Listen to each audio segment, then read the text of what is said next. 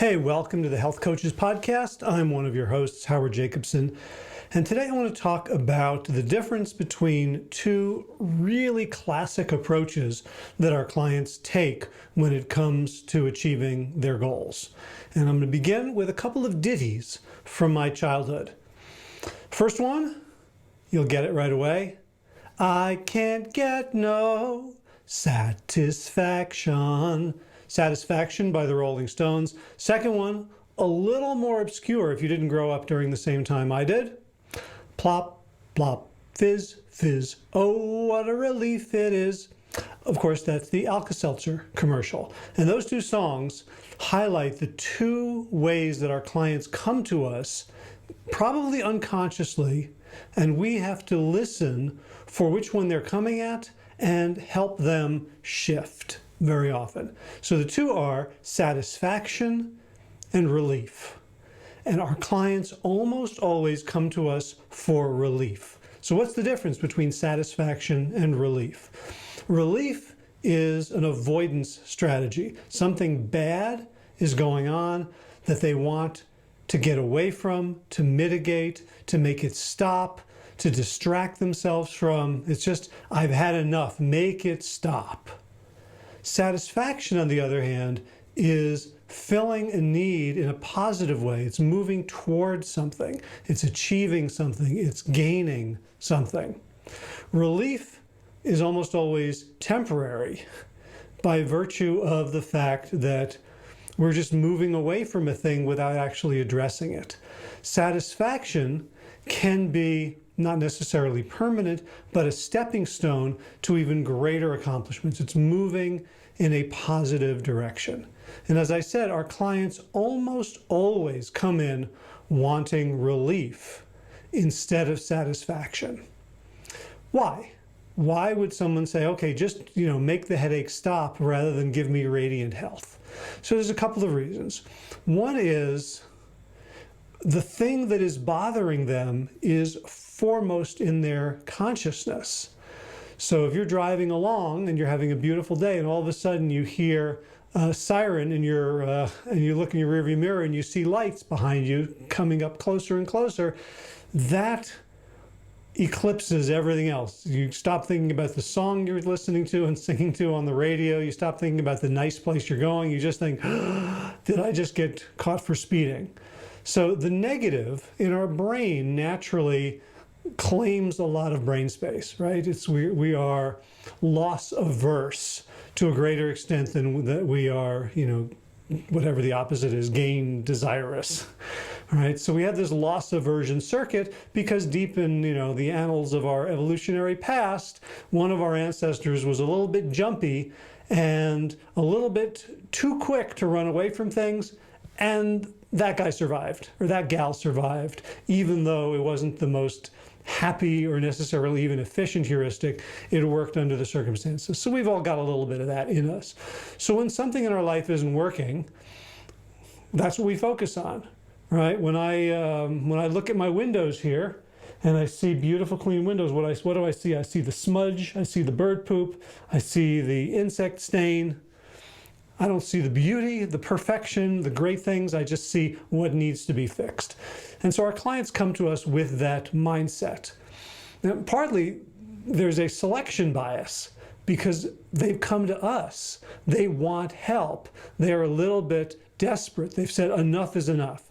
And so they're even more likely to be focused on the negative thing that they're trying to get relief from. There's a couple of other reasons that are less easy to shift, which is what we want to do. We want to shift them from relief mode into satisfaction mode, into chasing a positive, into approaching what they want rather than fleeing from what they don't want. We'll talk about why in a little bit. But the other two reasons that people cling to the relief mentality rather than the satisfaction mentality is that they can't even imagine the true satisfaction of their needs. They can't imagine what it would be like to not have this problem. So they frame their life in terms of not having the problem by focusing on the problem. So if I tell you, don't think of a purple polar bear, The only way you cannot think of a purple polar bear is by thinking of a purple polar bear. And the only way you can think about not being overweight or not having high blood sugar or not having back pain is to focus on the blood sugar, the weight, the back pain. So in that case, their minds literally don't have a swap out. They don't have an alternative to thinking about the thing they don't want. When they think about the thing they don't want, what are they thinking about? The thing they want. The thing they don't want. Let me try that one again. When they are trying not to think about the thing they don't want, the only way to do it is by thinking about the thing they don't want. Bingo, score, use of English language, acceptable. Or, even more debilitating, they may fear to imagine the true satisfaction of their goals. Why would someone fear true satisfaction? Why would someone fear happiness, pleasure, joy, getting what they want? A couple of reasons there. One is they think they don't deserve it. Like, okay, if I work really hard, and you can see this in terms of how people think about their own diets and lifestyles. It's like, well, this is the body that I've earned. And so if I'm going to change it, I'm going to have to punish myself, beat myself up, make myself miserable, deprive myself of delicious food, force myself into difficult, strenuous, painful physical feats. So that's all coming from a deserve mentality. And it's not a healthy, like natural consequences deserve mentality. It's a, I am not morally pure, so if I beat myself up, maybe I can get this thing. The people do feel like they do not deserve good things. Like, make it stop. You know, I'll sell my soul for that. But true happiness, ongoing joy, satisfaction, pleasure, fulfillment, I don't deserve it. And so going for it and not getting it was inevitable and will be incredibly painful. Don't get my hopes up. Don't you get my hopes up. Which is why very often when we see clients and they come in and they're unaware of the power of lifestyle, of a whole food plant-based diet, of mindfulness, of good sleep, and all they say, well, I just want to, reduce my meds a little and maybe lose 5 pounds because I've tried everything. And we look at them and we see, like Michelangelo staring at the block of marble, seeing David, seeing this level of perfection that they can't even imagine. And we express that to them, they could run away. That's too much for them because they think they don't deserve it. And so the thought of getting something they don't deserve causes too much cognitive dissonance, too much fear. They will run away. They will leave you for someone who promises them something much less. Another reason that they might fear chasing satisfaction is, what if they get it and lose it again? Because hasn't that happened to all of us? We've gotten something and lost it. We went on the diet, we lost the 30 pounds, and then we fell off the wagon and it all came back. We took a workshop on, communication or anger management, and we were really cool with people, and then we blew our top and everyone said, oh, there they go again, right? So the thought of having and losing in our minds can be even more painful than the thought of never getting it in the first place.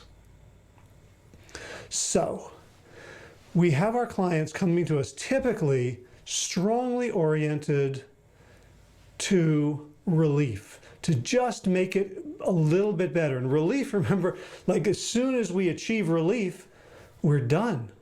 I will take Alka-Seltzer until my stomach feels better. I'm not going to keep taking Alka-Seltzer. I'll take aspirin until my headache goes away, but I'm not going to keep taking aspirin. The key feature of relief is that once it's been achieved, once we've moved away from that negative, we're done. And of course, that's not a sustainable approach, because as soon as we're done, all the forces that created that negative are going to start pushing us back towards it. And so we are going to spend our lives oscillating between pain and slightly less pain, pain and a little bit less pain, pain and a lot less pain, pain, etc. back and forth, like being whipped by a rubber band that's attached to the pain. And the farther we get from it, the stronger the force of the rubber band of all our habits and behaviors and systems and processes pulling us back towards that place. On the other hand, when we seek satisfaction, we are being drawn towards it. We are being pulled in a forward direction. And when we're looking for relief, we're like, I want this not to be. But that doesn't replace it with anything. So what we want is, I want this to be. And once we see the this, once I see myself at 155 pounds, once I can imagine myself hiking a mountain or ballroom dancing in my 70s, then my brain immediately starts to reverse engineer. How do I get there? It's like putting the destination in the GPS. One of the writers who has done the most eloquent work on this is Robert Fritz. It was in his book, The Path of Least Resistance. And he refers to, it's the artist's way of creating. So if you imagine Leonardo thinking about the Mona Lisa and starting with a blank canvas, the only way to draw the Mona Lisa is for Leonardo to have a vision, an image of the finished product. And he looks at the blank canvas and he assesses the delta. What's the difference between the black canvas and the vision in his head? And he starts working to narrow the gap. So he's being drawn forward. The satisfaction is the vision in his mind. And unlike many of us who get onto a diet and we lose weight and we're 5 pounds from our goal, and then we're like, well, I lost my motivation. I'm just going to eat a cheeseburger and some fries now. Leonardo didn't lose his motivation 10 brushstrokes away from finishing the Mona Lisa. In fact, the closer he got, the more motivated he was. You see this if you ever go to a marathon and you stand at the finish line and you watch people who have been broken by the race. Their heads are down, they're trudging, they can barely lift their hips, and then they see that finish line and they hear the crowd, and all of a sudden, second wind, burst of energy, and they go moving forward, because the finish line is an extremely powerful motivator. There is no finish line in the world of relief, but there is a finish line in the world of satisfaction. So I want to leave you with one tool to begin to shift our clients from relief mode into satisfaction mode. And this comes from the work by Stephen Hayes on ACT, Acceptance and Commitment Therapy, who recognizes that most people come in a negative state of mind, in an avoidant framework. And so here it is. Someone says, I just want to, not be so out of control with my eating. I just want to be able to not be at the mercy of these cravings. What do you say? You can say, well, so you can say, great, well, let's work on that. You can say, okay, here's 7 things to do to start to deal with your cravings. Or we can start to convert it to satisfaction and say, if that were true, if you weren't and remember what we're doing here, we're not changing the words in their mouth. We're not immediately jumping to, if you didn't have cravings. We're saying, if you were able, or we don't say things like, if you are able to control your eating, because that's already getting it more positive, and it may not be where they are. So we start right where they are. If you weren't being whipped around by your cravings, echoing back, mirroring back the language they used, if you weren't at the mercy of your cravings, what would there be instead? Or what would you have instead? Or what would you experience instead? Something like that. So you're putting the negative on the table and you're asking them to erase it and look at what is currently a blank, because they have to fill that blank with something. So if you weren't at the mercy of your cravings, what would it be like? What would you be having instead? And they might say, well, I wouldn't be making terrible food choices all the time. This is beautiful. And if you weren't making terrible food choices all the time, what would you be doing instead? All right, and we keep going until they get to a neutral and ideally to a positive. So we're not trying to whiplash them into, hey, think positive. Instead, we're using the negatives, using the language they're using their own mental framework To say relief is perfectly acceptable. We're not saying stop thinking about relief. You're thinking too small. You're just going to go back to it because it doesn't work because of structural blah, blah, blah. Instead, we're saying, beautiful, I want you to have this relief. And I'm curious, when you have this relief, what will be true instead? What new things will there be? What new experiences? What new opportunities? What new possibilities? And now they are articulating in their own way, in their own language, not the absence of the negative, but beginning to shift towards the positive. And once you've got that, now you've got something to work on, to build a plan from. And you'll find, of course, that satisfaction, once they construct it themselves and they don't feel pulled or pressured, once they build it with their own metaphors and their own words, then that becomes a motivating force. So not only can you work with it? Does it start to pull the client forward towards that goal naturally, just as the finished Mona Lisa in Leonardo's mind makes him put certain brushstrokes and move inexorably towards it, always, testing, trying things out, false starts, but a direction. But that positive vision can also take on its own life as a motivator. All right, so give that a try. If you have anything you want us to talk about on the Health Coaches podcast, me or Kevin Davis, my co-host, drop us a line. Please tell people about this podcast so we can grow and spread the word. And if you would like to participate in the next WellStart Health Coach Academy, the training program by which Kevin and I train people to be health coaches, check out, don't tell me, wellstartcoach.com. And we're going to start a new one in early winter, December 2020, and it will be Europe friendly. So the time of the live sessions will be 10 a.m.